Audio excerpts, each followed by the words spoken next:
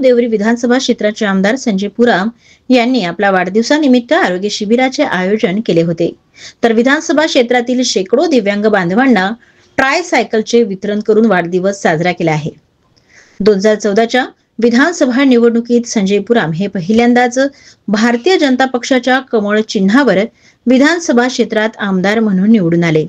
तर 2019च्या विधानसभा क्षेत्रात अल्पमतांनी त्यांचा पराभव झाला। मात्र खचून न जाता संजय पुराम यांनी विधानसभा क्षेत्रात आपला जनसंपर्क सुरू ठेवला आणि लोकांची कामे करीत गेल्याने भारतीय जनता पक्षाने सलग तिसऱ्यांदा त्यांना विधानसभा निवडणूक लढण्याची संधी दिली आणि संजय पुराम हे दुसऱ्यांदा आमदार म्हणून निवडून आले आणि त्यामुळे त्यांची लोकप्रियता आणखी वाढत गेल्याने आज जन्मदिनाचे औचित्य साधून त्यांनी आपल्या मतदारसंघातील देवरी ग्रामीण रुग्णालयात लाडक्या बहिणींकरिता सोनोग्राफीची सुविधा उपलब्ध करून दिली आहे आणि सोबतच ग्रामीण भागातील लोकांचे आरोग्य सुदृढ राहावे यासाठी आरोग्य शिबिराचे आयोजन केले असून नागपूर येथील शालिनीताई दत्ता मेघे रुग्णालयाच्या वतीने मोतियाबिंदू तसेच डोळ्यांचे आजार असलेल्या लोकांचे मोफत शस्त्रक्रिया करून देण्यात येणार असल्याची माहिती आमदार संजय पुराम यांनी दिली आहे।